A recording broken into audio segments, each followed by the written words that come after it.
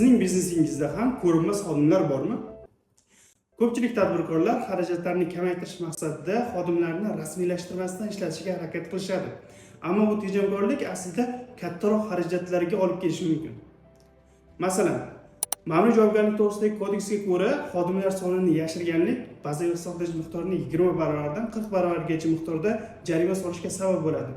Bundan tashqari, Soliq kodeksiga ko'ra ushbu holat soliq bazasini yashirganlik deb baholanadi va o'sha nechta xodimni qancha vaqt davomida rasmiylashtirmasdan ishlatgan bo'lsangiz, o'shandan to'lanishi lozim bo'lgan soliqni 20% miqdorda jarima solinishiga sabab bo'ladi. Bundan tashqari ijtimoiy xavf ham bor, ya'ni o'sha ko'rinmas xodimga ish davomida nimadir bo'ladigan bo'lsa, buning barcha xarajatlari to'g'ridan-to'g'ri ish beruvchiga o'tadi.